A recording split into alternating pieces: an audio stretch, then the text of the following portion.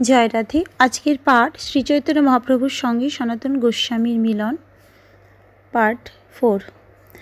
তার মধ্যে সর্বশ্রেষ্ঠ নাম সংকীর্তন, নিরপরাধে নাম লইলে প্রায় প্রেমধন। ভগবত ভক্তি অনুশীলনের সমস্ত পন্থার মধ্যে ভগবানের নাম সংকীর্তন সর্বশ্রেষ্ঠ। 10টি অপরাধ বর্জন করে কেউ যদি ভগবানের নাম সংকীর্তন করেন তাহলে তিনি অনায়াসে সবচাইতে দুর্লভ ভগবত প্রেম লাভ করেন। শ্রীল জীব গোস্বামী ভক্তি সন্দর্ভে নিম্নলিখিত নির্দেশ প্রদান করেছেন। ইয়ঞ্চ কীর্তনাখ্যা ভক্তির ভগবত দ্রব্য জাতি গুণক্রিয়ার্ভিদীর্ণ জনৈক বিষয়া পার করুণাময়ীতি শ্রুতি পুরাণাদি বিশ্রুতি।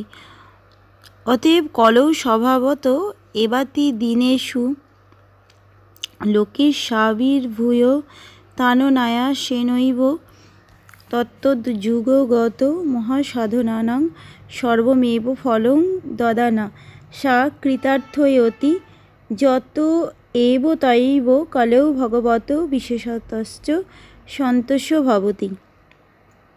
ভগবানের নাম কীর্তন করা ভগবত প্রেম লাভের সর্বশ্রেষ্ঠ উপায়। এই নাম কীর্তন বা ভক্তি অনুশীলন কোনো সাজ সরঞ্জাম অথবা জাতি কুলাদির উপর নির্ভরশীল নয়। দৈন্য এবং বিনয়ের দ্বারা শ্রীকৃষ্ণকে আকর্ষণ করা যায়, সমস্ত বৈদিক শাস্ত্রে সে কথা বলা হয়েছে। অতএব এই কলিযুগে কেউ যখন অত্যন্ত দীন এবং বিনীত ভাব অবলম্বন করেন তখন তিনি অনায়াসে শ্রীকৃষ্ণের পাদপদ্ম লাভ করেন। সমস্ত যাগযজ্ঞ, তপশ্চর্যা এবং কৃচ্ছ সাধনের এইটি চরম ফল। কেননা কেউ যখন কৃষ্ণ প্রেম লাভ করেন তখন তিনি জীবনের পরম পূর্ণতা প্রাপ্ত হন। তাই ভগবত ভক্তি সম্পাদনে যাই করা যাক হোক না কেন তা যেন ভগবানের নাম সংকীর্তন সহ সম্পাদিত হয়। শ্রীল রূপ গোস্বামী তার নামাষ্টকে হরে কৃষ্ণ মহামন্ত্র হরে কৃষ্ণ কৃষ্ণ কৃষ্ণ হরে হরে হরে রাম রাম রাম হরে হরে কীর্তনের মহিমা বিশ্লেষণ করে বলেছেন, নিখিল শ্রুতি মৌলি রত্ন মালা দ্যুতি নিরাজিত পাদ পঙ্কজান্ত ওই মুক্তকুল ঐরু পার্শ্বমানুং পরিতস্তং হরিনাম সংশ্রয়ামি। হে হরিনাম, তোমার শ্রী পাদপদ্মে নখাগ্রভাগ সমস্ত বেদের শিরভূষণ উপনিষদরূপ রক্তমালার অতি উজ্জ্বল প্রভাব দ্বারা নিরন্তর পূজিত হয়। নারদমুনি, সুখদেব গোস্বামী প্রমুখ মুক্ত পুরুষদের দ্বারা তুমি সর্বদা উপাসিত হও। হে হরিনাম, আমি সর্বতভাবে তোমার শরণ গ্রহণ করি। শ্রীল সনাতন গোস্বামী ও তার বৃহৎ ভাগবতামৃত গ্রন্থে ভগবানের নাম কীর্তনের মহিমা বর্ণনা করে বলেছেন, জয়তি জয়তি নামানন্দ রূপং মুরারে বীর্ণমিত নিজধর্ম ধ্যান পূজাদি যত্নম কথমপি সুকৃতাদন্তং মুক্তিদং প্রাণিনাং যৎ পরমৃত মেকং জীবনং ভূষণং মে। যা থেকে বর্ণাশ্রম, ধর্ম, ধ্যান ও পূজা আদি চেষ্টা বিরত হয়ে যায়, সেই আনন্দ স্বরূপ মুরারির নাম পুনঃ পুনঃ জয়যুক্ত হোক। এই নাম যে কোনো রূপে একবার মাত্র গৃহীত হলেই জীব মুক্তি লাভ করে এবং তাই একমাত্র পরম অমৃত স্বরূপ। এই নাম আমার জীবন এবং আমার ভূষণ। শ্রীমদ্ ভাগবতে সুখদেব গোস্বামী বলেছেন, এত নির্বিদ্যমানানামিচ্ছ তাম কুত ভয়ম যোগিনাং নৃপ নৃত্যিতাং হরের নামানু কীর্তনম। হে রাজন, যারা বিষয় বাসনা রহিত একান্ত ভক্ত, যারা স্বর্গ মোক্ষ আদি কামনা করেন এবং যারা আত্মারাম যোগী পুরুষ, তাদের সকলের পক্ষে ভগবানের নাম গুণ পুনঃ পুনঃ শ্রবণ, কীর্তন ও স্মরণ করা কর্তব্য। এই তিনটি পরম সাধন ও সাধ্য বলে পূর্বতন আচার্যদের দ্বারা নির্ণীত হয়েছে। শ্রীমদ্ ভাগবতে যমরাজ বলেছেন, এতা বানেব লোকে হস্মিন পুংসাং ধর্মপুর শ্রিত ভক্তিযোগ ভগবতী তার নাম গ্রহণাদিভি। ভগবানের দিব্য নাম কীর্তন থেকে শুরু হয় যে ভক্তিযোগ, তা হচ্ছে মানব সমাজে জীবের পরম ধর্ম। তেমনই শ্রীচৈতন্য মহাপ্রভু শিক্ষাষ্টকে বলেছেন, তৃণাদপি সুনিচেন তররিব সহিষ্ণুনা অমানিনা মানদেন কীর্তনীয় সদাহরি।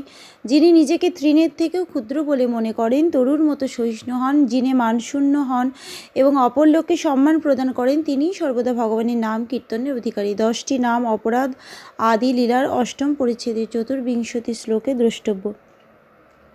এত শুনি সনাতনীর হইল চমৎকার, প্রভুরে না ভাই মোর মরণ বিচার।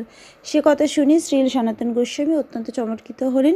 তিনি বুঝতে পারলেন আমি যে আত্মহত্যা করতে মনস্থ করেছি তা শ্রীচৈতন্য মহাপ্রভু অনুমোদন করেননি। সর্বজ্ঞ মহাপ্রভু নিষেধিলা মোরে, প্রভুর চরণ ধরি কহেন তাহারে।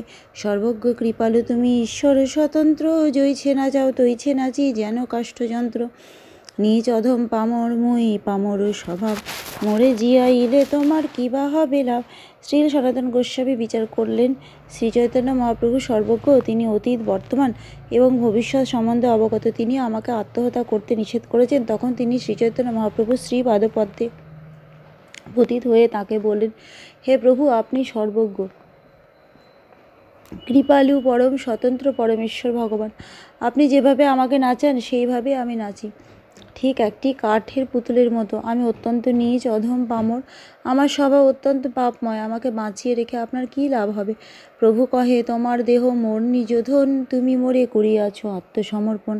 পরের দ্রব্য তুমি কেন যাহ বিনাশিতে, ধর্মাধর্ম বিচার কিবা না পারো করিতে। তোমার শরীর মোর প্রধান সাধন, এ শরীরে সাধিম আমি বহু প্রয়োজন। তখন তিনি শ্রীচৈতন্য মহাপ্রভু তাকে বললেন, তোমার দেহ আমার সম্পত্তি, তুমি তো আমার কাছে নিজেকে নিবেদন করেছো, তাহলে তুমি পরের দ্রব্য কেন বিনাশ করতে চাও? তুমি কি ভালো মন্দ বিচার করতে পারো না? তোমার শরীর আমার বহু গুরুত্বপূর্ণ কার্য সাধনের প্রধান যন্ত্র। তোমার শরীর দিয়ে আমি বহু গুরুত্বপূর্ণ কার্য সাধন করব। ভক্ত ভক্তি কৃষ্ণ প্রেম তত্ত্বের নিধার, বৈষ্ণবের কৃত্য আর বৈষ্ণব আচার। ভগবত ভক্তি কৃষ্ণ প্রেম বৈষ্ণবের কৃত্য এবং বৈষ্ণব আচার, এই সমস্ত তত্ত্ব তোমাকে নির্ধারণ করতে হবে। কৃষ্ণ ভক্তি কৃষ্ণ প্রেম ও সেবা প্রবর্তন, লুপ্ত তীর্থ উদ্ধার আর বৈরাগ্য শিক্ষণ। তোমাকে কৃষ্ণ ভক্তি এবং কৃষ্ণ প্রেম সেবা প্রবর্তন করতে হবে, লুপ্ত তীর্থ উদ্ধার করতে হবে এবং বৈরাগ্য বিদ্যা শিক্ষা দিতে হবে। আজকের পাঠ এই অবধি। জয় রাধে। ভজ শ্রীকৃষ্ণ চৈতন্য প্রভু নিত্যানন্দ, শ্রী অদ্বৈত গদাধরে শ্রীবাসাদি গৌরী ভক্ত বৃন্দ। হরে কৃষ্ণ কৃষ্ণ কৃষ্ণ হরে হরে, হরে রাম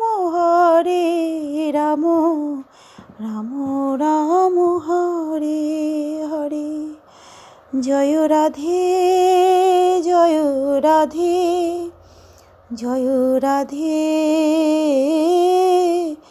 জয় রাধে। জয় রাধে। ধন্যবাদ।